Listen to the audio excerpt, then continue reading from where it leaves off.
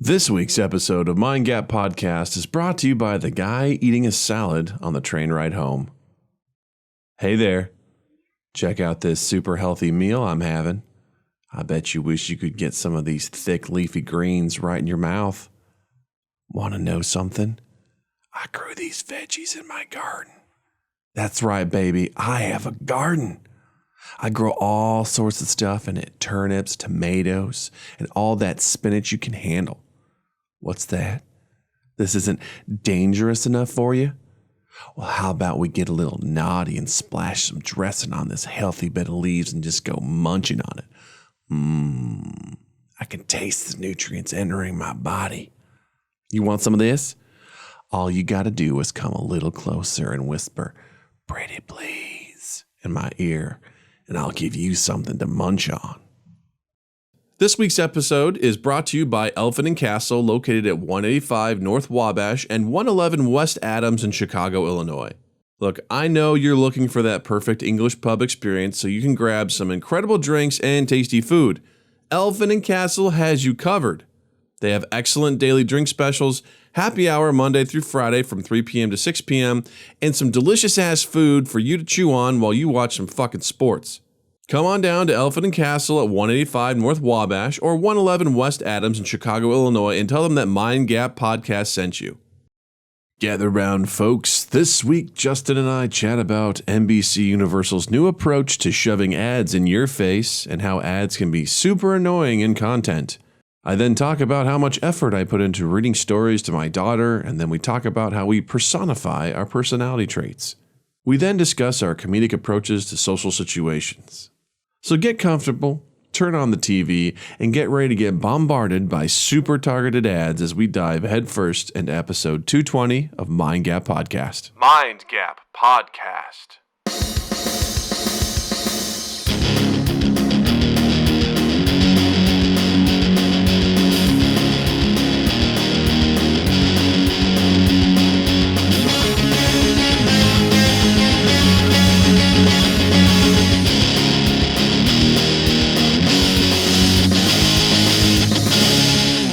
I had a fun time. I've been running the stopwatch since our last podcast. Oh, what time? It has been 169 hours and 57 seconds. There you go. That's how long since we, last podcast. There we go. Thank you.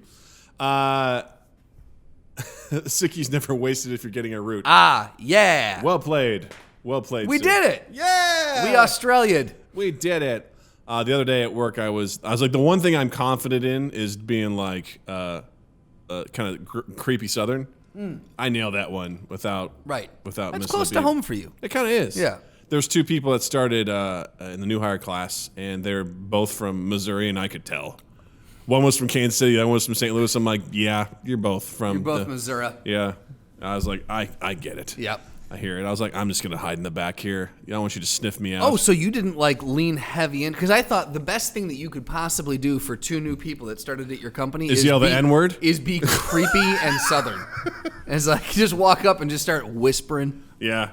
Be like, "Oh boy, you smell like you're from my neck of the woods." Could you hear it the way they were talking? Oh yeah, it was the way they were talking, Okay. and plus one of the guys was wearing like a checkered shirt that looked like it was not quite flannel. It was nicer than flannel. But they were talking about. I'm wearing my nice flannel today. He's like, "Yeah, man, I'd like to find an opportunity to to do some philanthropic things over in my neck of the woods." And I was like, "Cricker!" That philanthropic? Yeah. Yeah. I like to throw some picks. I like to throw. Hey, Phil, throw a pick. Hey, Phil, throw a pick. Right over here, man. Oh my God. Yeah. Yeah. I saw an article today to kick us off here Yes. that says. What, you didn't want to mind that anymore? I mean, come on. We absolutely can. It's TechCrunch posted this article, and it says NBC Universal rolls out its shoppable TV ads. And I went, what's this? And it's exactly what you think it is. So if you guys go into TechCrunch and look up NBC Universal shoppable TV ads, you can find it.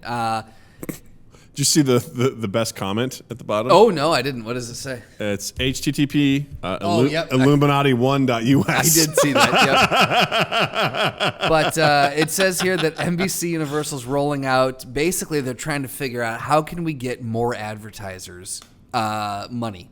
Well, not that. How do they connect better with their audience, right? Sure. How can they get people to buy something faster? So in the two screenshots that they have, one of them is from I'm assuming the U.S. Open. What is the tennis thing? The French Open. It's the over La Net. That's what it's called. Oh, it was the French Open, yeah. Cool. So it's the French Open, and then the other one is from Songland, and it's in the French Open one. They basically have the guy's outfit that he is wearing, the tennis player's outfit, and it's got a little QR code in the bottom of the corner. It shows the guy with a very coy pose. He's very coy. And it says, open camera, scan code, shop now. And you scan the QR code, and it takes you to, is it Lacoste with the little alligator? Yeah, the little alligator Lacoste. Yeah. It takes you to their website, and you can buy the shirt that he's wearing. For Songland, one of the judges or the coaches is playing on a keyboard, and you can open camera, scan code, shop now, and you can buy the Lumi keyboard that he's playing on. And so now instead of just waiting for a commercial for things that you don't want to buy, they are giving you the opportunity to scan a code and immediately start shopping online while you're watching the show. To me, gross. It's very gross to me. It's gross, but at the same time, I don't mind targeted advertising. I never have. You've always been okay with that. Because for me, if you're going to advertise to me something that I'm interested in, I appreciate it. What I don't like is ads for shit I don't care about. Right. Like car commercials, which we've gone down the road millions of times. You're watching sports or something like that. It's like, check out the new car. I'm like, fuck your car. I don't care. So to some extent, I wouldn't be interested in buying, Djokovic's outfit. Yeah. But I think it's kind of weird. It's like, you want to buy shit, Yeah. I mean, also, you think about the revenue possibilities for him. It's like, hey, every time you're on, for everything, you get a QR code that's tied to you. Yeah. And every time you get someone to click it, I get it. I understand. Tuck, I understand how capitalism works. Tuck, I understand the financial benefit that people stand for this. I get that it is massive advertising dollars, and really, all television is, as far as the networks and the stations are concerned. All TV is just filler until you can get to the commercials. Yeah. That's all it is. They don't give a shit about it. Networks don't care about it. Cable companies don't care about it. Very few people give a shit about the actual content. It's just how many commercials, how many things can we fit in? It's a commodity for selling stuff. Exactly. And so they're just billboards. That's all there. And if we can start filling in the actual content and we make more money off that, fucking fantastic, then why not do it? You've already seen, when they started, they've been doing this for years now, but you'll see the little thing pop up, like in the middle of a show, you'll see two people like stand back to back, and it's like, new episode of whatever the fuck show it is, this Thursday. And it's them doing something cutesy in the corner. So they're already promoting their own shit. Why not just fucking slam more ads in there? Yeah, I guess part of it too is just, for me, is how intrusive is it to the show? Because if it's something along the lines of, I just don't want anything else to pop up. Like, because that's the thing. In this Songland one, like in a sporting event, you've already got tickers and you've got scoreboards and you've got all sorts of things just flying around. Like, I get it in a sporting event. Like, there's or a newscast. You've got all sorts of shit around the screen. In Songland, this show, that looks very, very intrusive. Yeah. Does it not? It sure should does. not be there. Well, I think part of it, too, is just, again, are you going to be watching, like, a drama? And it's going to be like, do you like this outfit? Do you want to have Starbucks? Click here to get a free Starbucks gift card or whatever. You know what I mean? Like the couch that this character just got murdered on? Right. Buy it now at West Elm. Check out this lingerie set that this actress is wearing. Right. Like, what? Like, I don't want to be taken out of the moment. Interested in this getaway car? Yeah. Because I'm thinking of tennis. Kia. Like, I'm looking at tennis. I'm like, tennis, like, whatever. I guess that's okay. It just looks like one more. Again, it looks like it's almost, you know how they have a bio come up for someone? Yeah. It's just one more thing on the screen. It's pretty intrusive when I look at the Songland one. It's like, do you like keyboards? Click here. And I'm like, part of me gets it because it kind of makes sense. Because if you're watching this show, odds are you like music to some degree. Right. Maybe you're a musician. Look, this is a cool one. It's rainbow key colored and everything like that. Right. But I'm like, I just kind of feel like it's just, I don't know. It's like that, you ever watch Ready Player One? Yes. The bad guy, Ben Mendelsohn's character, and that he's like, guys, if we get this, we realize we can cover 80% of the screen with ads. Right. It's like, oh my God. And I'm like, yeah, that's the extreme version, but we're kind of heading in that direction. Well, what it looks like, honestly, if you look at the song, again, we're focusing on the Songland screenshot, but what it looks like is it looks like a pop-up ad. Mm-hmm. It looks like what you fucking get while you're surfing the web. I'm sure psychologically, too, they're like, people are used to this. Probably, and I guess, man. It just for me, it's very because the thing is too. In here and I wish I could find this pull quote here, but it basically said that. And if you're worried about product ads suddenly flooding your favorite shows, good because it's happening. Oh yeah, right.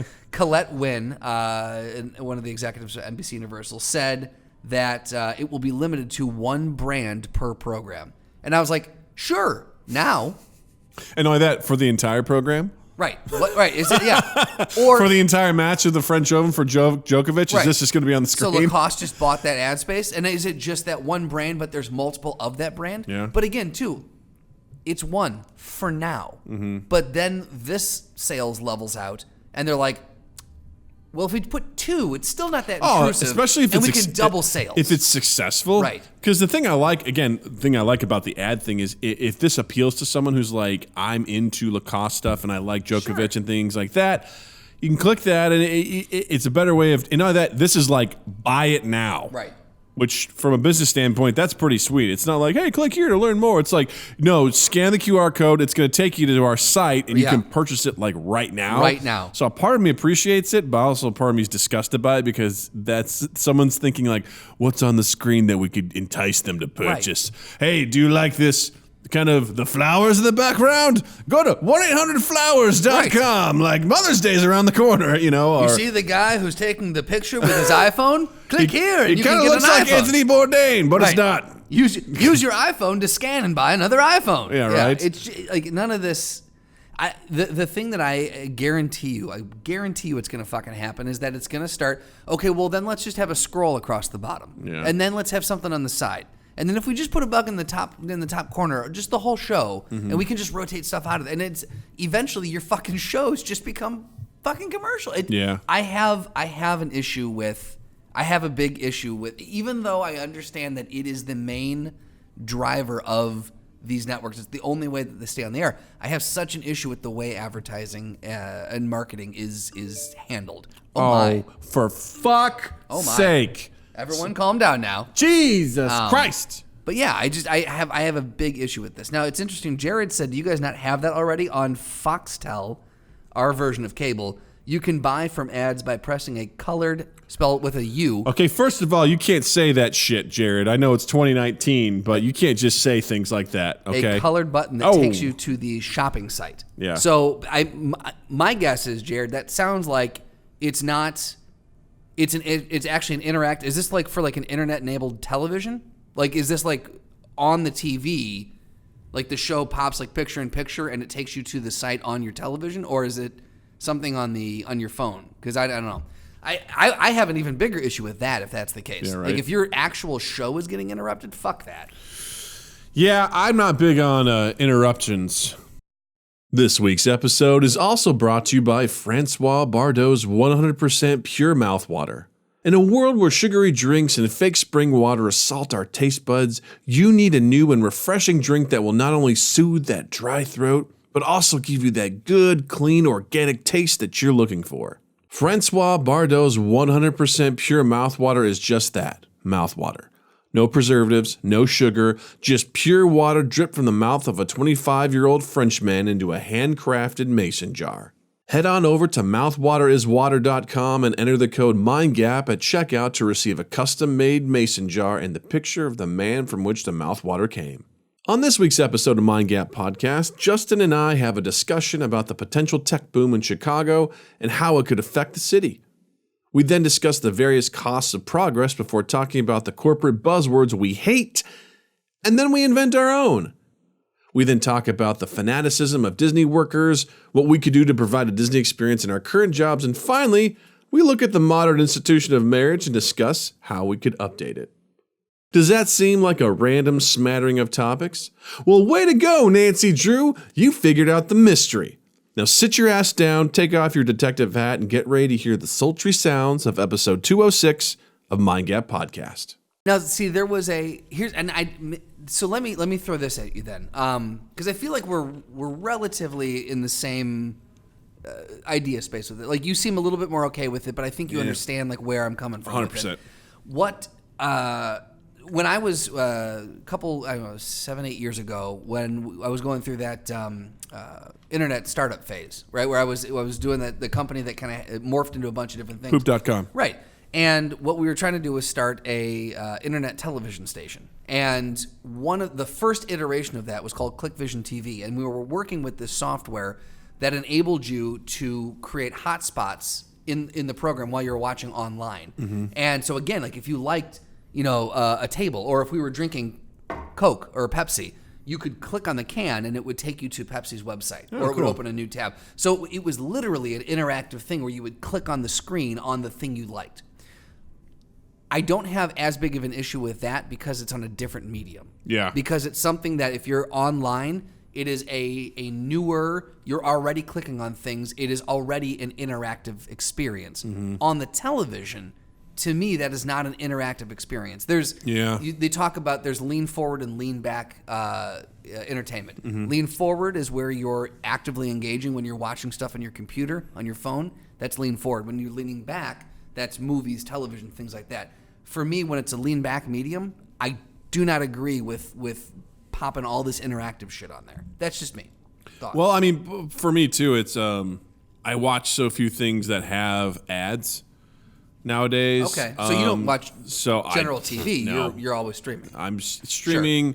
Sure. I deal with the ads on YouTube and stuff like that. But even then, those are pretty quick. Yeah. I hate a video that's just loaded with ads. Is that user like that uploads? Are they the ones that do that, where they like will allow for ads to be interrupting the videos, or is that created by YouTube? You talking on YouTube? Yeah. It depends on the length of the video, and I think you can choose when you upload. If it's a longer video, you can choose to have your ads up front, at the end, or in the middle. I think there is an option to do different things. And I think I could be wrong on this, but I think where you choose to put it maybe equals different CPMs, so you might be making more off of it. What's the CPM? It's a cost per 1,000 clicks. That doesn't mean... Or cost per 1,000 views. What's the M? So, M is the Roman numeral for 1,000. I thought it was million. No, it's 1,000. Cost per... CPM is cost per 1,000. You learn things. Yes. How about that? I hate content that gets interrupted. That's really what it is, especially like a longer YouTube video. You're into it and you're laying, and it's like, check out the new. I'm like, fuck you. How dare you? That's always been a really frustrating thing for me, is stuff that, and that's why Joe Rogan's podcast, he reads all of his ads up front, and then he just goes into his conversation, because the last thing he wants is to interrupt the flow of the conversation. Right. And we talked about ads. We talked about that on our show. We were like, look, let's just, when we start doing that we're going to put everything up front, so the show just goes. Yeah. Yeah. And I respect that. It's obviously Joe can set his own rules in that regard. He's like, yeah, no, I'm not fucking doing that. Right. I'll do whatever I want with that, because that makes sense. Because also his whole thing is long form conversations. Why interrupt that? And that's why he also, a lot of those guys talk about radio. You can't have a long form radio discussion, because they're like, now let's take you back to Cocoa Puffs. Like, you can't. And now let's take you back to Cocoa Puffs. Yeah, Cocoa Puffs, chocolatey in the milk, and it gets soggy, and you drink it, and you're like, this is healthy, but it's not. All right, Justin, tell me about your testicular cancer. Did it hurt? It's like, wait, what? Right. How do we do that? It's just, I get why certain podcasts do it. Especially if it's something comedic. I'm like, it's fine. I can take a break from it. But if you're having a serious conversation, right. I mean, Joe Rogan was talking, he had Edward Snowden on, That's so incredible. If in the middle of that, he's like, so guys, let's talk about smoking weed. Stamps.com. Yeah. Like, what? No, let's hear what fucking Snowden has to say. Get back to Snowden. You're talking to Snowden. Yeah, it's like, what the fuck? Like, it's really obnoxious in that regard when that stuff interrupts. So, I don't know. But at the same time, I want stuff that might interest me to reach me, and I don't get that. I get that. I just think the thing is we're inundated. So we are constantly bombarded with stuff. Constantly bombarded with ads. Doesn't matter if you're on your phone. You're playing a game on your phone. You've got an ad. You're watching a video on your phone. You've got an ad. YouTube's got ads. There's ads on buses. There's ads on billboards. There's ads on commercials. You got no matter where you go, there's fucking ads. You go to the urinal here, and there's an ad above the fucking urinal. There is so much ad space. And again, I understand the almighty dollar drives it. I'm not blind. So before people start jumping in and, well, you don't understand, it's a lot of money. I get it. I understand that. But to me, what bothers me is the fact that there is, I love stories and entertainment so much that if the minute that you start encroaching on that, you've got your commercial space. That's where you live. That's where your advertising lives. The show, there should be a wall around that. I want to build that wall and protect the show. Don't let the commercials come into the show. Yeah. Build the wall around the show. Build that wall. Around the show. Build that wall. Around the show. Build that wall. Around the show. I got you. Thank you. No, I don't like interfering with... People outside going to the bathroom are going to be like, is that a fucking Trump podcast? What's happening over there? He's smacking that table. They must be from Missouri. He hates wood. Right. But it's definitely a situation where I'm the same way. Don't interrupt my experience. Right. Don't. Let me put this out then. No. What is great? We're going to sit in silence for the next And now, hour. And now this. Crickets. Insert another ad right here. No, what if, okay, so you're okay with it being on television. You go to the movie theater. They've got ads before the movie now. Yeah. They run legit commercials before the movie. So now, in the middle of your movie, in the corner, boop, pops a little bar. I would riot. See? Yeah, I would absolutely riot. What's preventing that from happening? Oh, because the thing is, I'm not too upset because most of the stuff is happening on things that I don't watch. Sure, so I'm exactly, like, whatever. exactly. NBC Universal, have fun. Right. Have fun with that. What I'm looking at is, go ahead. What I find most upsetting is the thing at the bottom that says NBCU's streaming service Peacock. What? We have another one? You haven't heard about Peacock? Announces original slate, including Battlestar Galactica reboot. I'm like, we don't need another one, guys. We don't need another service. We will touch on that in 1 second. But the thing that I think when I see something like this, it outrages me in the immediate. But I'm also looking at down the road. I worry because for me, anytime I see something like this, I'm always like, what's the long tail on this? Where are we going with this? Because it will anytime money's involved, it will spiral out of control. People are going to go, cool, we implemented this. It's now part of our society. Now how far can we push it? Oh, yeah, especially... and it's going to go to because what they do is they hit you with it, and if it's not that big of an outrage, Right. you get used to it. Right. And because let's just look at this website we're looking at right now. I never look at the sides anymore on a website because they're loaded with what? Ads. And it's just like with pop-ups. When pop-ups happened in the early 2000s, it got to the point where you always just knew pop-ups were bullshit. Right. They were always bullshit. You just clicked out of them, whatever. You didn't want to do it because people were like, it's annoying. They created pop-up blockers. People create ad blockers. So there's a level to it that is annoying to most users. But I get it. People have to pay the bills in a lot of ways, but there's got to be a good balance. And, you just ask how much, and this is going to sound like the hippie in me, how much money is enough? At what point are you just like, let's fucking squeeze more out of it. Let's do more. It's the perpetual... Our board demands more. The perpetual growth model, which just doesn't exist. That's the thing, although to a certain extent, it does breed innovation. Sure, absolutely. I don't want to take away from that side of it too. There's pros and cons to that sort of stuff because the innovation side of it is pretty powerful. Sure. In a lot of ways, where Netflix I think is a good recent example because what was the original model? We're going to mail you DVDs, right? And then Blu-rays, and then we have streaming, and that's cool, but that wasn't sustainable. And part of it was like, we want more growth, we want more subscribers. It's like, well, how do we get more subscribers? Right. How do we compete with that? We'll make our own content. Right. And then it got to the point where it was like, oh, so people were flocking there for all these different types of shows because HBO did the same thing, Absolutely, where it's like, we've got these shows that are incredible that people will show up for. Right. So that drove Netflix to its next level of success where it sort of shed its previous model right. and moved into being a production house, more or less. Right. And now they're actually pivoting to podcasts. Interesting. I didn't know that. They're going to release their first scripted podcast. I've heard about the scripted podcast stuff where, who was it? There was someone on a podcast who was talking about how there's a lot of executives now who are like, I don't know about the concept of that. Do a scripted podcast and see if it works. And that's kind of like their pilot. Really? For like, that's go do like proof of concept. Yeah, it's like a proof of concept. It's like, go do a podcast with it, and if it works, great, then maybe we'll pick it up and we'll see what else we can do with it. Fuck me, man. Which I think is kind of interesting. That is... It's interesting. It's flawed, but it's interesting. Well, what I find fascinating about podcasting is it's so creative what people are able to do with it. It's I think we're probably the most innovative in what we do with you're welcome. White men speaking about things and recording it. Giving our opinions on things that no one asked about. In a beautiful dungeon. Right. But things like, there's the dramatic stuff, the spooky, like there was a series called, Logan. The Wolverine stuff they're doing. That's amazing. Sound design, everything, telling a story. Yeah. There was another horror podcast I was listening to called The White Vault. Sure. Which was really good. There's a couple really good horror ones out there right now. There's Dungeons and Dragons one, like The Dark Dice. It's a horror Dungeons and Dragons one, which is really great. That gets the storytelling in its best. Yeah. In most fascinating, and I love the idea of that stuff existing and what people can do to tell those stories, and I love everything about it because it's also something about it being just purely audio that adds a certain element to it, just with the imagination 100%. about it, which I think is really cool.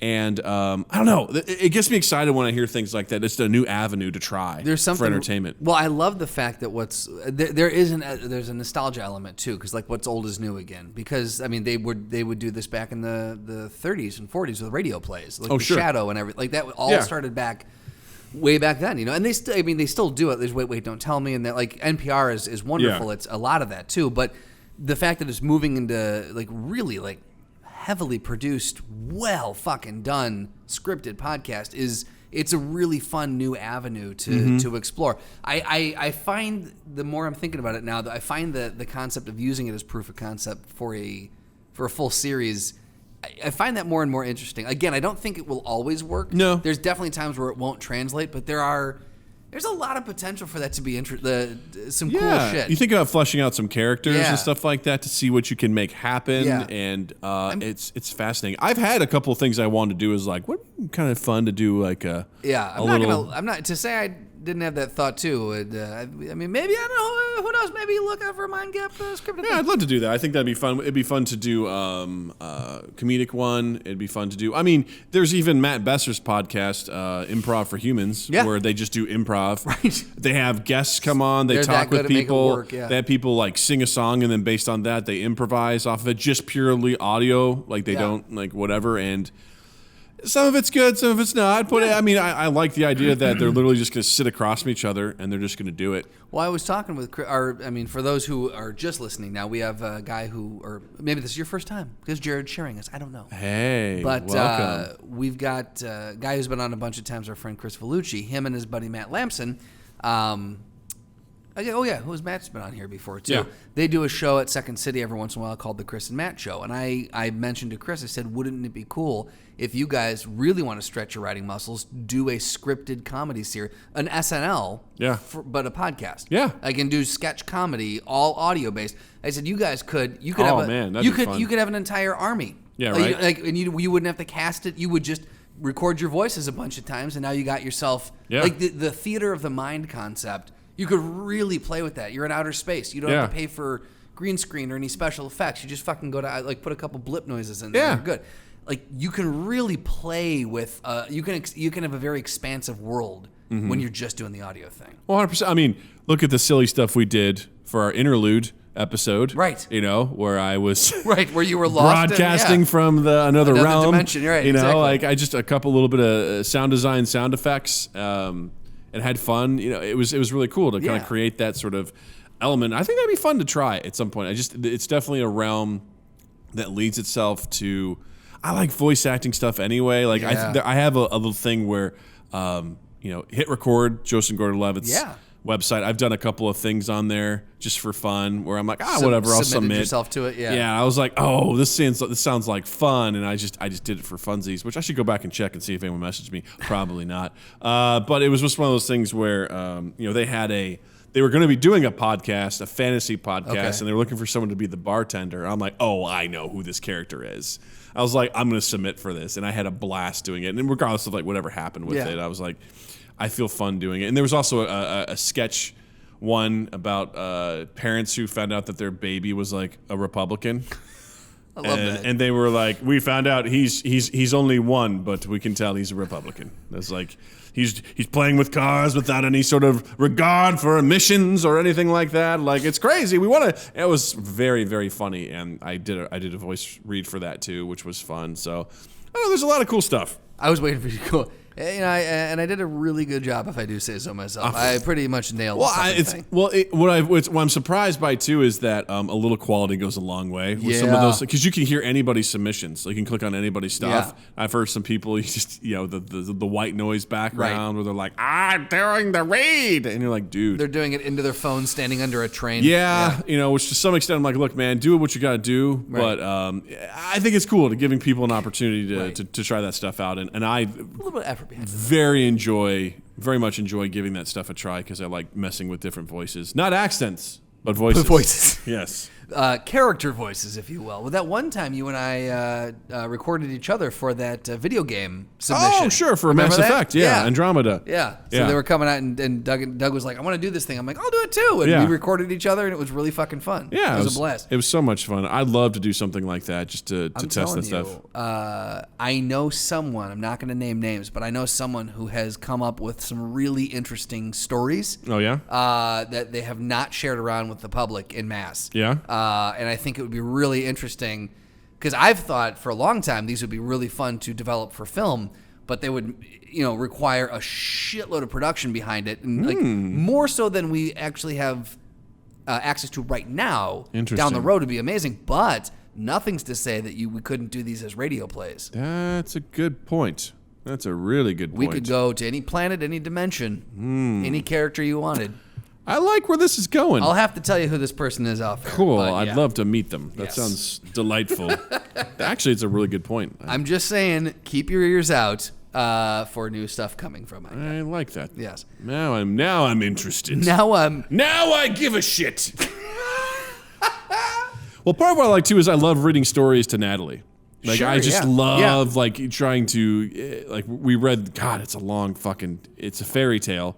It's called The Tinderbox. Oh. Yeah, well, can't wait till we get to actual books.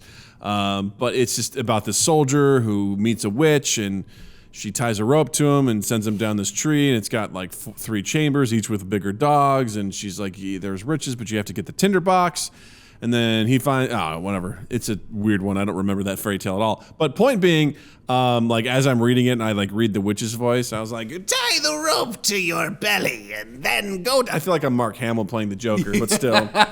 Bring me my tinderbox. Like, I have so much fun just doing that. The Chamberlain? Or the scientist? Yeah, Luke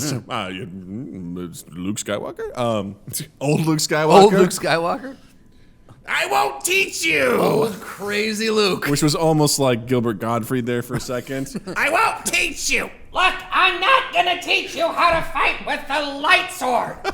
Saber Gottfried. Who fucking cares anymore? I'm sure Natalie fucking just loses her mind when you do the voices too. I feel like she doesn't. I wouldn't say she gives it the really attention that it deserves. Do you not feel appreciated? Not really when I'm doing it, but I try. I try to get really emphatic with it. In fact, I'm actually going when this episode's released. I'm going to be going to her school to read stories to her class. I love that. They offered it up, but I was like, you know what? I'm working from home that day. I'd love to come. Now, does she know you're coming? I haven't told her yet. I kind of want it to be a surprise where it's like, in comes Dad, and I'll be like, I'm here to read stories, but you still got to stay here. I'll pick you up later. My cousin, you can't come home with me.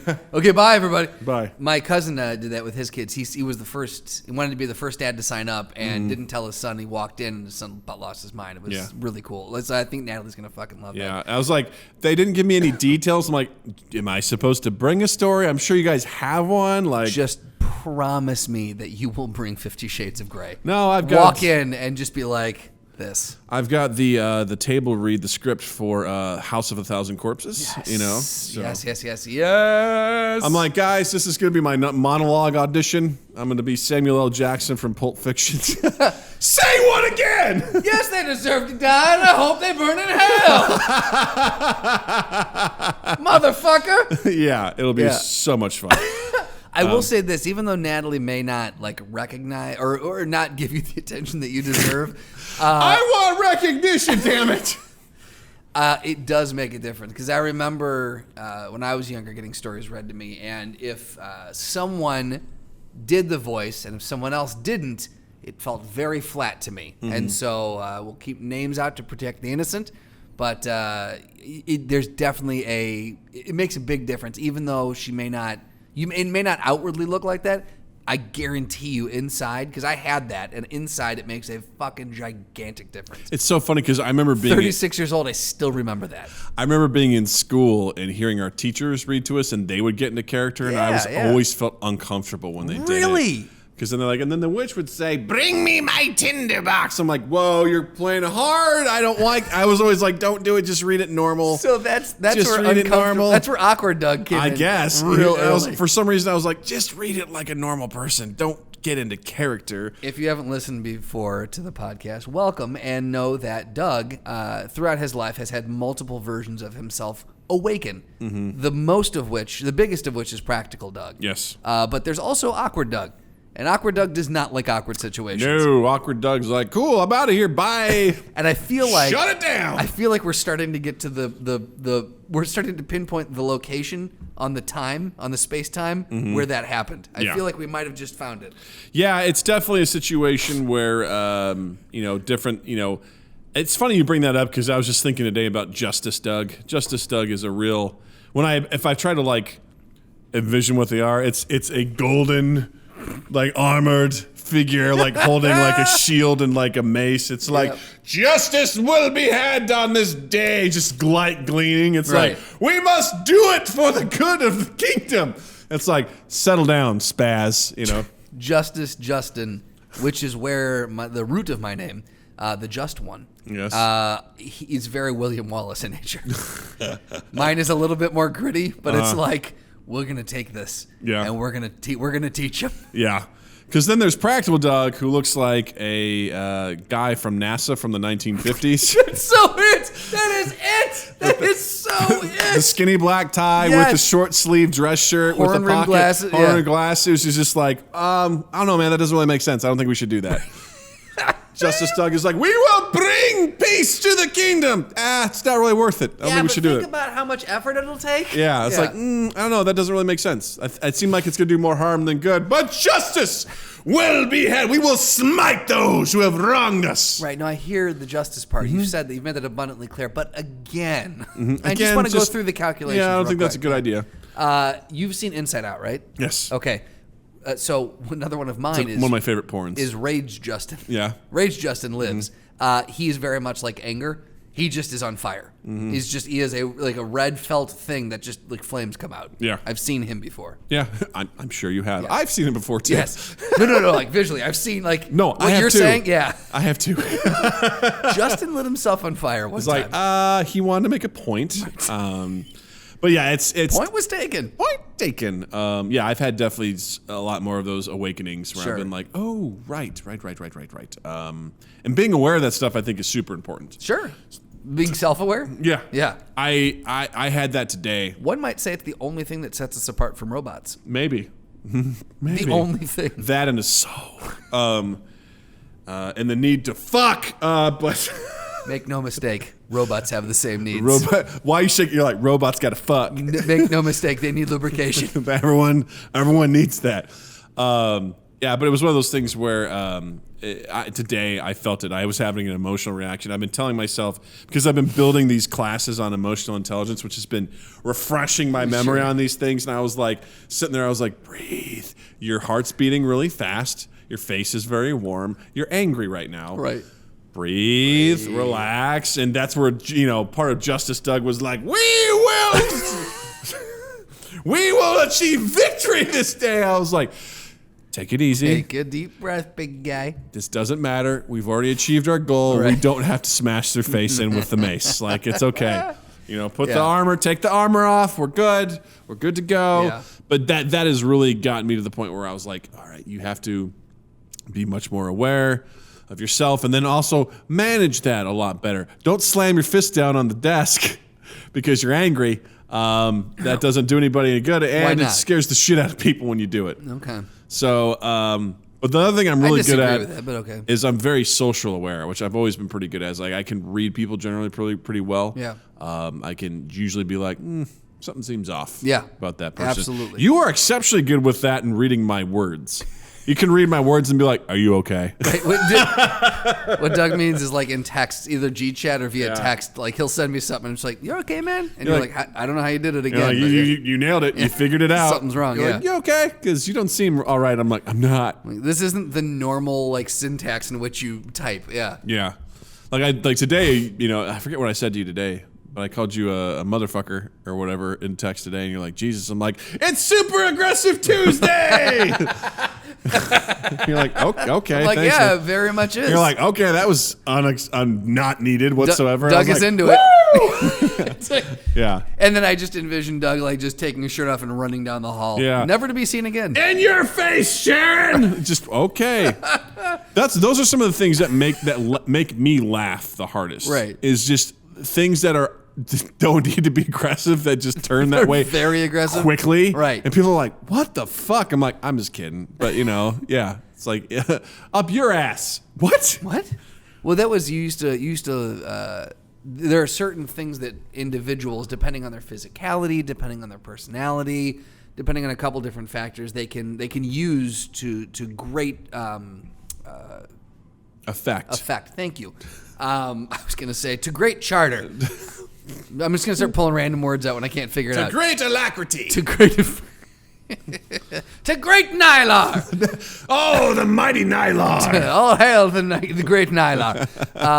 No, to great effect. And one of the things that you used to do in improv was that you would be able to bring that like over aggressiveness to a scene that was very, very not aggressive, and it was just this and you seem upset by it, but it was a beautiful juxtaposition. I'm glad you think so, because I have completely, again, it was funny to me, but people were like, Jesus Christ, like this big guy just got aggressive real fast. They're like, dude, you gotta take it easy. Right. In certain scenarios, it doesn't work. I get it, but I'm like, you're fair. Because the things that are typically physically funny, you look at a large guy who's meek, mild, or you know, has a high voice, that usually plays well. Or, you know, if I'm a large guy and they're like, hey, it's a lady, and I'm like, yeah, you know, stuff like that usually plays well. But there's something to me about having that unexpected aggression. Right. Well, look at Chris Farley made a career out of it. Right. Like he was like he made a career out of that. Mm-hmm.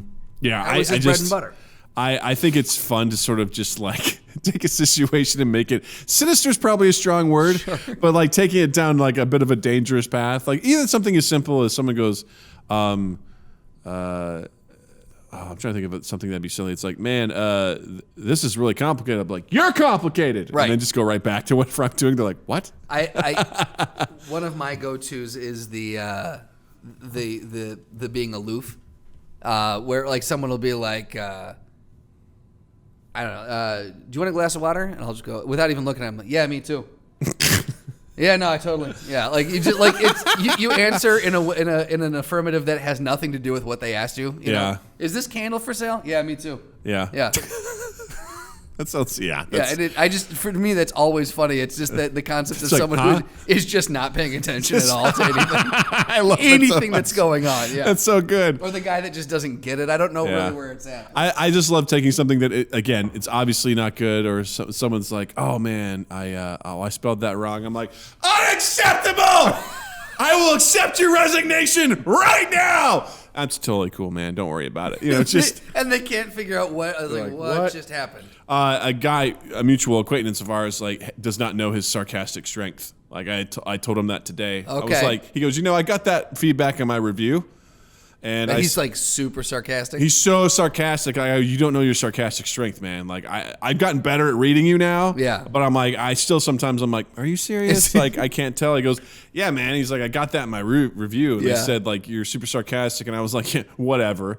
And then when I was packing my box of stuff to leave the office for good, I realized, oh, right, maybe I am. And I laughed. I was like, yeah, dude, I took the longest time for me to be able to read your ability to be like, are you serious? I can't tell. Yeah. But part of me is like, this is going to be a mystery to figure out. What is it? There's someone at my 9 to 5 hers is a very, I don't know how to describe it, but it's very almost like the Jerry Lewis used to do it really well. Like the nerdy kind of like fumbling through something, like, oh, it's not working. Okay, no, everything's wrong. Everything is I broke it. Okay, I'm gonna go. And it's just like that awkward sort of like, oh god, like one thing falls. It's like it's the domino effect of everything going wrong, and like they play into that really well. And it's like it's really interesting that people do have. Everyone's got their little. And they may not even be aware of it. Like this person you're speaking of that with the sarcasm, they may not be fully aware that they have this ability or that's their niche that they really like lock into. But I would like to think that most people have it. I'm really good at self-deprecating humor. Sure. Like I love punching myself in the face. I love punching you in the face too. It's my favorite thing in the world. It's just owning it and leaning into it because it also sets the room at ease. Right. When something goes wrong, like I was teaching a class. I remember this very vividly, and I may have told the story before, so fuck you guys. But I'm doing it again. But I was writing something on the board, and I was trying to explain something, and I don't even remember what it was, but there was like senior VPs in there and everything like that. And I said something along the lines, it's like, I wanted to say section or something, but I was like, so when you're having sex, and I was like, that is absolutely not what I looked up, and like my two colleagues popped their heads up because this is something they sat through a million times, and they're like, wait, what? And everyone just started laughing. I turned and I was like, you guys know what I'm talking about, right? Just leaning into it, like, well, yeah. Anyway, about sex, so just leaning into it or whatever, or one of my favorite things is I'd always tell people like, well, tell me about you. I was like, oh, well, I moved to Chicago. I wanted to go to grad school for music business. I really enjoyed that. As you can see, that's really working out for me. Right. Because I'm like obviously not doing anything with it. And just, I love doing that sort of stuff. I think that it's fun to poke fun at yourself, and it shows that you don't take yourself too seriously. Absolutely. I think it helps put people at ease. I fully agree with that. And I also will take that a step further and say that it is a wonderful self-defense mechanism. Yes. Because if people are trying to come at you and take the piss out of you, you can very quickly turn that around. And I have had people get very upset that they have not been able to get under my skin because they'll start, whatever happens, you drop something and they're just like, what's up, Butterfingers? And then you just lean into it. You're just like, absolutely, give me something else to drop, or you just like fully lean into whatever it is that that they're trying to make fun of you for, or you shift in the chair and they, make a fart reference or something, and then you just take it one step further and actually fart in their face. Give him pink eye. You ever done He-Man sit-ups? But like I have legitimately had people get mad and they're just like, you can't fucking get under your skin. I'm like, yeah, I know. Yeah, it's because I take the power away from you because I agree with the joke. Yeah. 100%. Like I love leaning into that stuff. Absolutely. Because it's just like you said, there's something about usurping that power from them. I'm just like, and they're just like, because they're like, oh, here it is. Yeah. I'm gonna fucking get him. You know, and then you just. Okay. It'd be someone like, hey, well, look at shiny head over there. I'm like, yeah, I'm bald. Anything else? It's the best thing. I don't have to pay for shampoo or haircuts. You're welcome, world. You're welcome. I'm saving the world. I'm saving the world. Yeah. I also have a guy that I work with, and he also doesn't understand that sometimes he sounds extremely condescending, even though he doesn't mean it. Oh, really? And it's so funny because he's so earnest, but out of context, you're like, Jesus, man, Emilio, who was on here, he was designing something, and he actually created a check mark in PowerPoint that he was trying to figure out. He had something that he had like in Photoshop. I was like, is there a way we just build that in PowerPoint instead of like, doing it from whatever? So he did it, and he did it really well, and he was so funny. And then this guy goes, "Way to go with that check mark!" And we were like, "Jesus, man! Like, okay." He's like, "No, I'm serious. It looks great." It's like. It didn't sound like it. It sounded like you're being super patronizing. That's an unfortunate one to have. People say that about me all the time. He's like, but I'm serious. Like, I'm not trying to be condescending. And he was like really sad about it. But I'm like, dude, it's hilarious to me. You can't be so into what you're saying. Yeah, that's the problem. It comes off just enough where you're like, fuck off. He's like, no, I'm serious. He's like, way to go, check marks. It's like, fuck off. He's like, no, it's good. Way to go, looks great. Yeah. I'm trying to give earnest feedback. Oh, no. He's like, my girlfriend and my friends always say that I do that, and I don't mean it. I don't mean it that way. That's so funny. Why are you so whiny, check marks? He's like, hey, come on. Oh, man. Yeah. It was so good. It's so funny. But yeah, I love assuming control of those situations, and especially when it comes to comedy stuff, like, having that overly aggressive approach to things is always fun. And it's definitely backfired for sure. Can you think of a specific? Oh, I'm sure you can. Oh yeah. As the question came out of my mouth. Oh yeah, I remember definitely once with again. I'm pretty sure I told this before, but I was in improv class and we were doing a long scene and we were bouncing back and forth, and we kept calling people. Your Missouri came out there. Well, bouncing back and forth. Back and forth. Back and forth. And I remember it was something they were calling somebody Easy now. They were referring to someone as like, it was like a C word or something like that. They kept calling them the sea something. Like sea monster? It was a sea monster, okay, yes! Yeah. They're like the sea monster, and they were saying it like the C word. And I was like, because they teach you like, hey, don't beat around the bush. Right. Just saying, we were kind of like beating around the bush, and I tapped someone out. I came in, I go, "You're a cunt!" And it was just like, I was expecting this uproarious laughter, and everyone just just backed up. They're like, "Whoa!" And I was like, "That's what we're doing here. Let's not act like we're not." And the instructor goes, "All right, so a couple things. It's like you're a big guy who just shouted that in someone's face." Like, that is super aggressive. This girl who's 5'2" over here, like, if she would have said that, that would have been hilarious. He's like, it's not funny from you. It's just aggressive. It's aggressive, yeah. I was like, point taken. I'm sorry. I completely forgot about that story. I was like, what? I'm doing what we're supposed to. Right. I was like, yeah, but that didn't work for you because you came off. Let me paint a picture of you.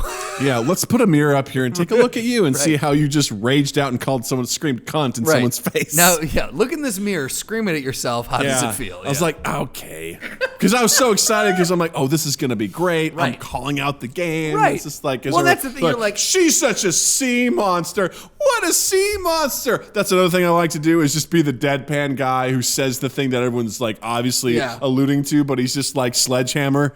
That's a risky game. Very risky. And I know you know that, but that is a very risky. It's a bit risky because it can go very much one of two ways. Because it's similar to the thing that you subscribe to, the concept of say the joke. Yes. Like if you got a joke, say it. If it's funny, say it. See what and you may think it's funny, legitimately think it's funny. Yeah. And it may come out like you calling someone cunt. Yep. Like, and it's a swing and a miss. And it's a very dangerous, like you're playing Russian roulette, basically, is what you're doing. Oh, yeah.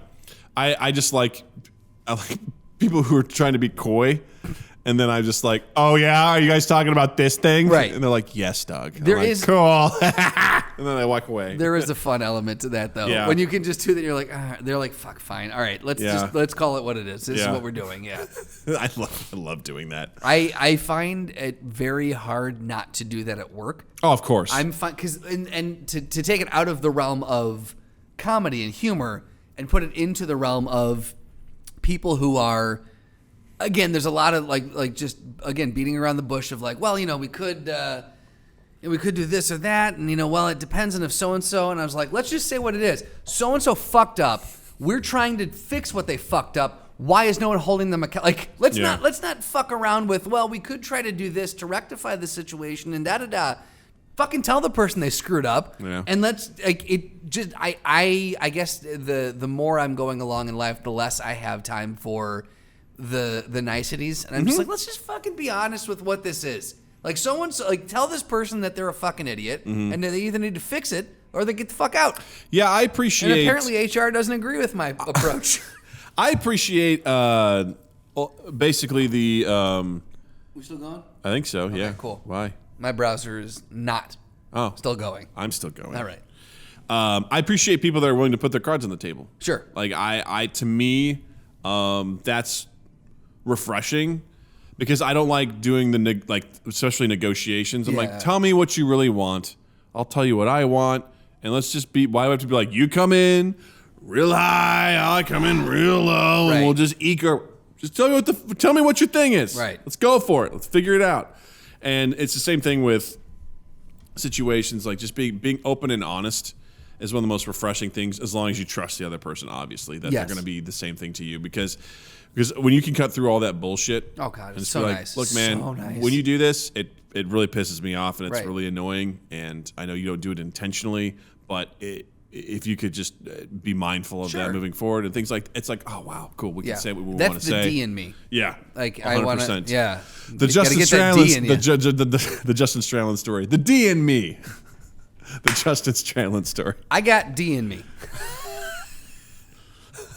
The Justin Stralin story. I got this D in me. And it wants to come out. And it needs to come out. No more. No more. I think that is that as far as, again, for those that are not aware, we're talking about the DISC personality assessment. Yes. D is, what is it, dominant or direct or something? Dominance. Yeah. And that's definitely part of, I just cut to it. What are we talking about? Let's do this. Let's get into it. Let's not fuck around. What is this? Why waste time? Right. And that's for me, that's what it is. It's a lot of time wasting. Mm-hmm. And it's again, like there was a thing at work today where someone failed to do their job, and so our department got held accountable, or it made us look like idiots. And I was like, I wanted to rush in headlong and just be like, look, I would talk to the person, go, you fucked, but by you not doing your job, you made us look like a bunch of incompetent assholes. And here's what, and luckily someone pulled me back and went, I understand you want to do this. Here's how Braveheart Justin came out. Right. Here's how we should probably approach it. But I just want people to be more okay with it. There'd be so much less. So what's a trigger in that situation? Is it the incompetence? So I was personally involved in this, and I did my job, but because they didn't do theirs, and because the client didn't realize that it was this other person who didn't pull their weight, it came back to the starting point, which was me, and it made me look like an incompetent asshole. Mm-hmm. And someone else in our department too had touched it at the same time as me, and so them as well. And I was like, that's not right. That because we did our job to the T, and it was now on your plate, you fully dropped the ball. So for me, that was because it made me look like I did something wrong when I fully did not. That to me is a trigger. That's that injustice thing. Yeah, I agree. It admittedly had an emotional reaction, but I did want to just be direct about it. Like, sure. I mean, yes, I probably could have been a little bit more couth, but I just wanted to sit down and just go, look, you understand this affects us, right? And but that is too direct. Well, it's also the timing is everything, because again, it's all in how you frame it. Sure. It's if you could be like, hey, by you doing this, the client, if you did this thing, and the client feels that they weren't taken care of, and when they reached back, they came all the way back to us, and our team followed the protocols that were established, sure. and moving forward, I would like to make sure that you understand what the handoff is, so that this doesn't happen again. Right. That versus like, hey, numbnuts. Right. I'm the guy that does his job. You must be the other guy. Do your job. Be one of me. Right. All right. Like this, it's obviously very, very specific in sure. and how that stuff works. And sure, this person has 20 years experience in this job role. Makes it even worse. And a much higher title than me. Doesn't mean I'm not going to call them a numbnuts. Well, yeah, because they are. Yeah, because that's the thing too. For me, is it's the injustice. Give a shit what your title is. Oh, I don't. It's funny how we've gotten to that point. I don't know if that's good or bad. Very good point. I don't know if it's good or bad. Like, that is a very good point. Because part of it can be refreshing where someone can just come up and like, because that, to me, that's you being a leader. Sure. It depends. You can be a leader in that situation where you're like, Right. look, man, it doesn't matter to me what your title is and what my title is. This is a situation. I'm going to talk to you directly because a title shouldn't hinder our Because we're both employees at this company. We're also both human beings. Right. So I should be able to come and talk to you. And I've felt really good about breaking down those barriers. Yeah. There's been some situations where people are like, how comfortable are you talking with like senior leaders? I'm like, fine. Totally fine. I don't care. Like, whatever. I'll present to him. I'll talk to him. Right. Like, I have no issues with that whatsoever.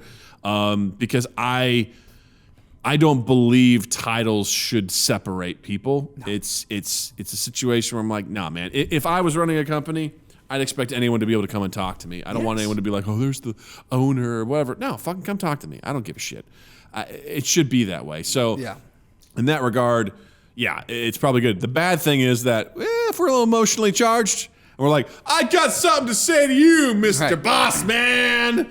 You know, you can take your non-paternity leave and shove it. You know, like Tonight we ride! Exactly. Yeah.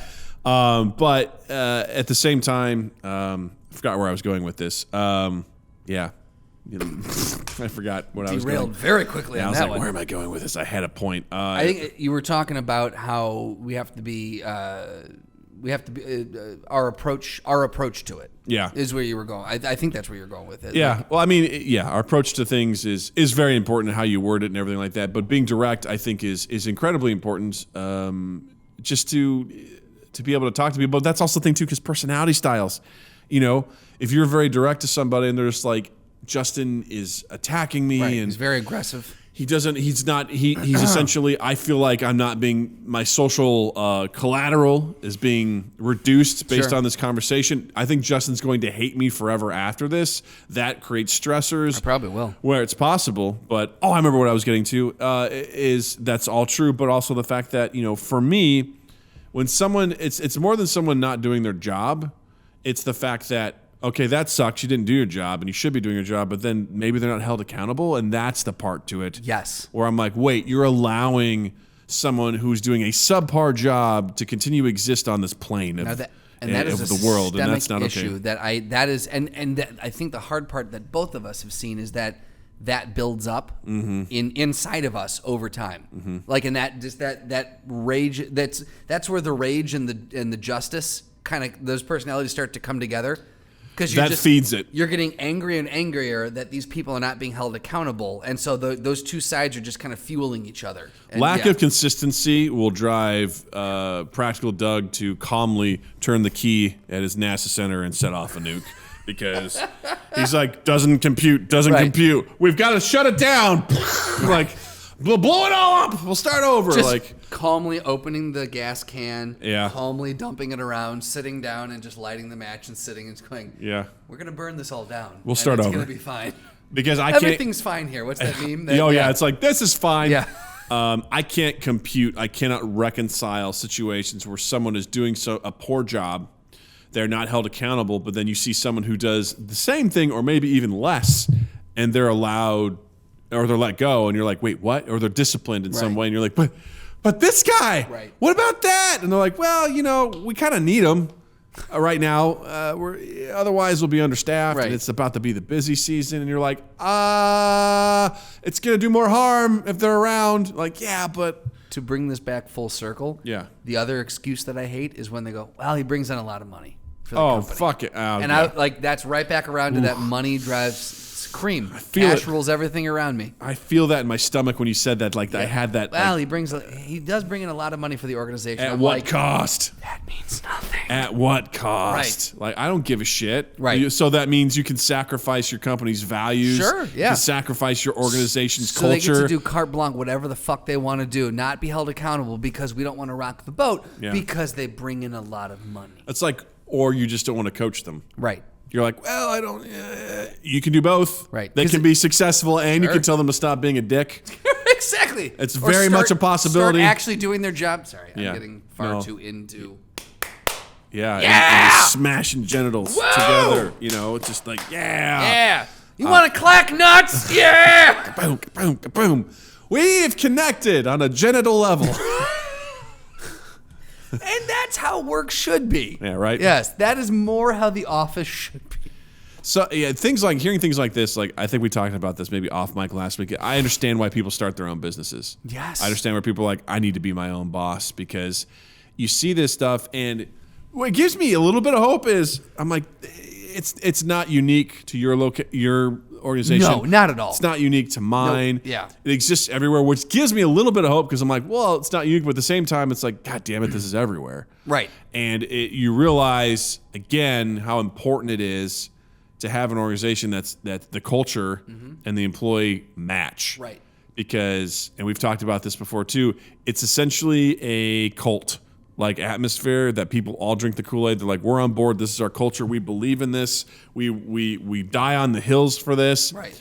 And when everyone is unified and flowing, it is amazing what will happen. But if you have the people who are like, well, he doesn't fit the culture, but he's bringing in the money, and that's funding us right now. It's like when you start making exceptions, it gets really dangerous. Yep. It gets really dangerous, and those are the things where I'm not willing to sacrifice that stuff. Now, again, I'm also not being held. I'm not going to board meetings. I don't have shareholders and stuff where they're like, you got to meet your bottom line by this quarter or you're fucked. It's like, okay, cool. I don't have that kind of responsibility on my shoulders, but at the same time, long term. Yeah.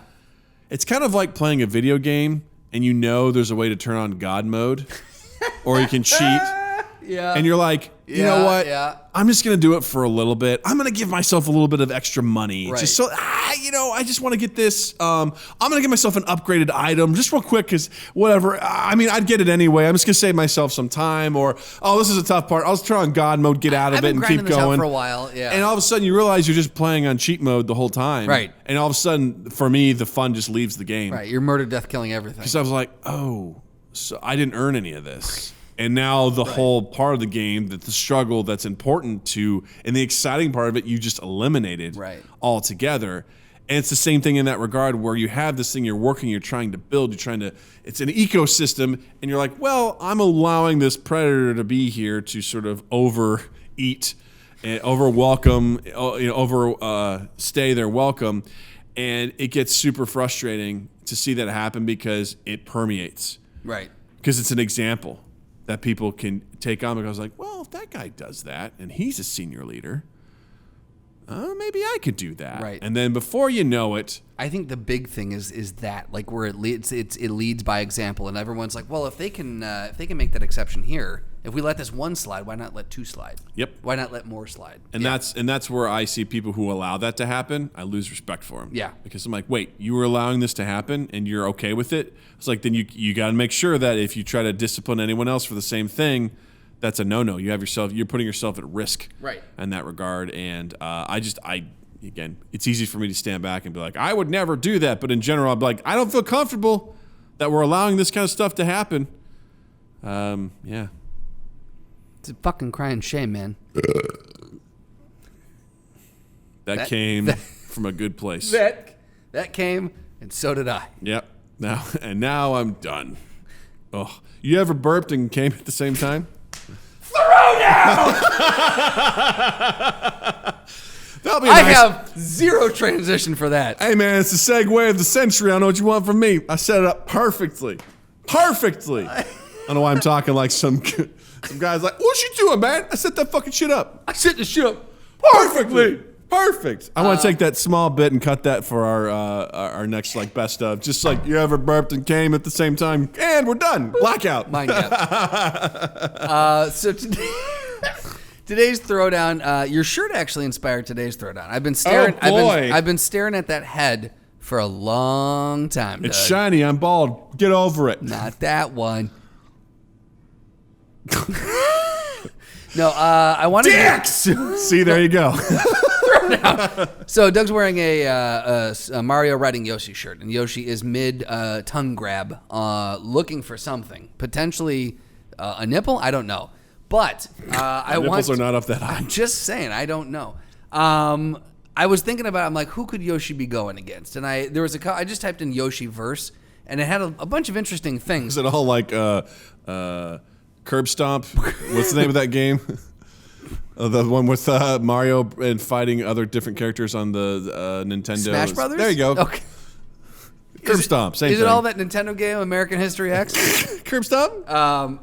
So one of them that doesn't make sense to me is Yoshi vs. Tails. From Sonic? Yeah, which I don't like. But then another one came up, and I'm like, that's an interesting one. Yoshi vs. Pac-Man. Because they both eat things. They both don't have hands. Okay. They both move, presumably walk, move around, and they eat things. I feel like this is a very strange one. Isn't it? I feel like But then who else could Yoshi go against? Because I was trying to think too. I'm just another dinosaur, Yoshi like versus a T-Rex. Yoshi versus a raptor. Yoshi all day. Have you seen any of the things that are like realistic portrayals of video game characters? No. And they have like realistic portrayals of like Mario Brothers, and it's like, oh my god, like Yoshi's like a fucking ferocious like dinosaur. I love that. The Mario Brothers are like gritty dudes with like fire and stuff like that. It's pretty impressive. I mean, I'm fine with Yoshi versus Pac-Man. I think Yoshi gets Or Yoshi versus Spyro. I don't know Spyro very well. He can fly, so I mean And that's breathe advantage. fire. That's its advantage. Spyro. You know? Yeah. Yoshi versus Pac-Man. Let's go with I that. feel like Yoshi has a pretty significant advantage because he's got a long tongue. I feel like he can just grab Pac-Man and just be like, "Ow." I feel like Pac-Man is also the shape of what a lot of what Yoshi eats. Mm-hmm. So it'd be really easy if I'm like, I guess yeah. how big is Pac-Man in relation to Yoshi? I feel like in this scenario, Pac-Man is Yoshi size. Okay. So they're equivalent in size. Well, in that case, really the only thing Pac-Man has to do is like he can just move around. And He could can't just, jump. He can't. no. This is a very poor throwdown. Well, because I mean, I imagine Yoshi just doing like, and he's just stomping on right. it. He can stomp on him and then he can eat the pieces. And then eat the pieces, and then poop out eggs. Is there anyone else that Yoshi could go against that's a worthy opponent in that realm? In that realm, Because like the thing is, you can put Yoshi against anyone, and a lot of other people will win against Yoshi. yeah, But I'm trying to think of like a worthy competitor. Oh God, if you type in Yoshi in real life, the images are horrifying. show me what you got. This is just a derpy Yeah, Yoshi. right. Yeah, look at that. Yeah, I don't like that. That's a heroin addicted Yoshi. That's like a guy that's almost lost That his. one I'm into. Yeah, right. That tongue is really awful. Right? Yeah, I guess that'd be. yeah. Oh, it's interesting. It comes out. I don't like how it exits the mouth. Not a fan of that. Not a That is fan. that's a pull quote right there. What's it? I don't like how it exits the mouth. God, I don't know. I mean, you could do Yoshi versus Koopa, Yoshi versus. There's a sexy Yoshi. We don't need that. Wait. You want to see it? Show me more. Sexy Yoshi. Oh God. Yoshi with tits. Oh my God, that's amazing. I don't think there's another one that we could do. I mean, audience, if you can come up with a better one, let us know. But I think I've got to go with Yoshi versus Yoshi versus Pac-Man. Yeah, I'd say Yoshi would win that. I mean, because really, Pac-Man is just he just opens and closes his mouth. That's about it. Here's like a Goomba. Oh, with the fucking no! Don't like that. Yeah, right. That's pretty. Don't like horrifying. that at all. I look in this realm. Yoshi is really again, unless you completely overpower him and give him like Yoshi versus Koopa. Obviously, Koopa's going to win that one. Yeah. Right. Like so, someone that is on par with Yoshi. I can't think of. Oh, here we go. Yoshi versus Kirby. Ooh. That's going to be the official throwdown. Yoshi. You can cut the rest of this out. It's Yoshi versus Kirby. That's awesome. Real quick, I'm looking at this is called a Gritty Brawl, Bob's House of Video Games, and it's like, let's see if I can pull up the actual, whatever. You can kind of see it from here, like it's these Nintendo characters, but like gritty. Oh, like real life. There's Link. Oh, There's damn. Donkey Kong. Is that Mario That's up front? Mario up That front. is a weird There's looking Samus over there. Yeah, That's yeah. interesting. I like that. Anyway, Yoshi versus Kirby.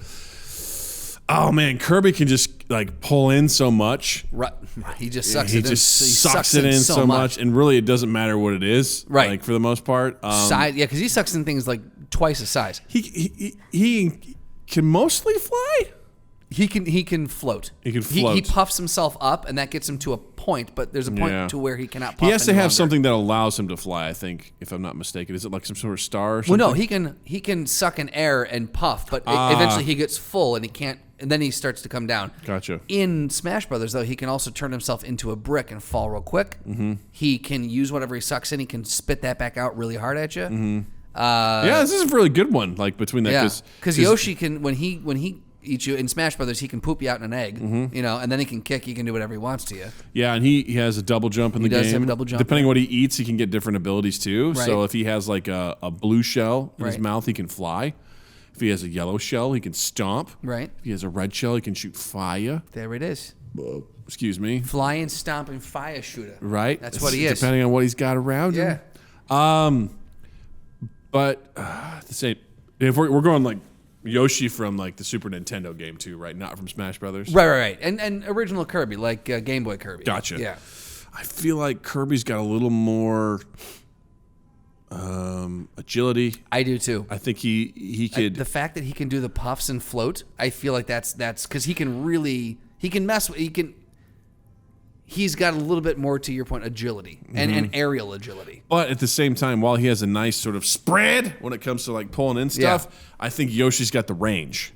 He does. Yes, he does have the range. So it's a matter of, can Kirby close the distance Or get behind him. or get behind? Well, regardless, he's got to close the distance. He's got to close. Yes. And because the thing is, like, if Yoshi can't miss, is what it has to boil down to, because he Right. gets one shot to shoot his tongue and grab it. And if he misses, he's fucked. Then Kirby can close that gap. Exactly. Yeah. So I think because it's dependent on Yoshi, Yoshi's accuracy has to be flawless, and because of that, I think Kirby has so much more ability. I think Kirby has a better chance of closing the gap and missing the tongue than Yoshi does on getting that one shot. Agreed. So I got to say Kirby for the win. Kirby for the win. Kirby for the win! Do. That was pretty good. Yeah. We got there. We got there, man. We found it. That's what matters. Justin, what do you got to promote this week? So it's not groundbreaking television in the slightest, but it's really well acted, very well put together, and it's got a great cast. The Morning Show on Apple TV Plus. Okay. It's if you don't subscribe to it, you can see the first 2 episodes for free. Apple's putting the first 2 or 3 episodes of all of their shows out there, so you can watch them for free and see if you want to subscribe, if they get you. Watch the first 2 episodes of The Morning Show, and I liked it. Again, it's not telling a revolutionary story. It's about someone who works in a morning show who is accused of sexual misconduct and is subsequently fired, and it's how the morning show deals with that afterwards. Interesting. It's the Today Show with Matt Lauer. That is exactly what it is. Without any, it makes no apologies for what it is. It is absolutely blatantly that. But the cast is stellar, and they all do a really great job. So, not overly inventive, but well done. I would say take a look at that. The other one I can't figure out. We watched the first episode of Dickinson with Haley Steinfeld. She plays Emily Dickinson. Okay. But it's like a watered down Guy Pearce movie. Okay. Like they are very kind of self-referential, self-aware. They make modern, like she tells someone like, "Oh, that's bullshit. I'll see you later." Like they talk very modern, but it's set back in the like 1860s. So it's a weird. I can't quite figure out what it wants to be. Give it a watch and let us know what you think, because I'm still up in the air on it. I don't know. Yeah. What do you got? I'm reading a comic right now called Cowboy Ninja Viking. I feel like someone told us about this. It was going to be a movie starring Chris Pratt. Yes. At one point before it got. So it's based off a graphic novel. Yeah. So it's a comic. It's interesting. It's it's basically about a character named Duncan who has 3 personalities living inside of him: a cowboy, a ninja, and a Viking. All right. And he's what they call a triplet, and he's one of like several assassins who basically exist, and they're extremely lethal. But you meet these other triplets who have these 3 different personalities, and they're random. Okay. One guy was like, there was like a sniper. It was a sniper. There was something else, and a chef. Okay. Another person was That's like, super like a gladiator, a fencer from the 1700s, and an Amish guy. Like they're completely random, and like when they switch to these personalities, do they realize that they've switched personalities, or is it this a full personality that just thinks they woke up? No, they all exist together at the same time. The Interesting. person plus those other personalities. Oh. And they do a really good job art-wise of letting you know who's talking. Very interesting. Like, so the Viking, whenever he's talking, the bubble would be drawn with a big old axe. Yeah. The ninja has a sword and the cowboy has a gun. Interesting. So you're always able to tell, and it's so interesting. Now, It's- are these and it's different very personas of the same person, or are they like positing that 4 people inhabit a body? It's kind of like that, because sometimes you'll get like cutaway panels where you're seeing the ninja and you're seeing the Viking and you're seeing the cowboy, and they're all like talking at the same time, like with each other. And then there's Duncan, who like has a ninja sword, a gun, and then also an axe with him too. And Okay. like, and they're like, it's fascinating. Can It's- he call upon these at will, or do they randomly pop in? They kind of they're kind of all talking at the same time. They're all very aware, Got it, and okay. it's very interesting. It's Oh, it's wow. got a really good sense of humor to it, which Yeah, I yeah. appreciate, and it's absolutely fascinating. I'm so into that. I'd say check it out. Yeah. I'm about halfway through the one that I have right now. It's very interesting. So I hope they do make a movie. I'm curious with the premise. Like, it'd be I fun to would love watch. that, yeah. So it's definitely worth checking out. Anywho, guys, thanks for listening. This was fun. Don't forget to check us out on all our social medias: Facebook, Instagram, Twitter, at MindGap Podcast. We're also on Twitch, twitch.tv/MindGap Podcast. Come hang out with us while we record our episode. Chat with us. It's always fun. You can also check out our YouTube page. Look for MindGap Podcast there. And Justin also exists digitally. On Instagram and Twitter at Justin_Michael, spelled Mikel. Give me a follow and talk to me, because I like people watching me. I'm weird like that. And then while you're in the online realm, check us out on Apple Podcasts, Stitcher, Spotify. and Google Podcasts. Wherever podcasts are sold, you can subscribe to us, share us around, like us, rate us, review us, all those things. And then 2east8th.com/mindgap and 2east8th in general. Just keep an eye on our socials. We've got we're shooting with Chris and Matt again next weekend, I think. And then we're also shooting our next short film next weekend as well. Oh, and check out, crap. Now I have to pull it up. Bear with me. Now, how would you spell that? Bear with me, Doug. It should be BEAR, because if you do BARE, that means like, I want to get naked with me. Awesome. Get naked with me. You have successfully stalled for time. Yay! Check out projectchicago.com. That's projectchicago.com. You can look at the 2019 Fest. It's the Chicago Real Shorts Film Fest. This coming Friday, when you're listening to that, it would be the 8th. It's the Friday and Saturday. There's 2 showings each night. And our son's girlfriend, Jeff, is screening at the 8 p.m. showing on Friday. And I think there's going to be like an audience award, and then the festival will vote. And Saturday night, they reveal their winners, and it's a whole thing. So Drew's coming into town for that. Oh, boy! If you guys can buy tickets on projectchicago.com. Go support us and all the other independent filmmakers out there. It's really cool. Looking at the lineup and some of the posters, they look like there's some really interesting short films that are going to awesome. be screening. So That's yeah. exciting. How exciting. Justin, thank you so much. Douglas, thank you. Twitch, thank you so much. Listeners, thank you so much. And we will see you next time on MindGap Podcast. Mind Gap Podcast.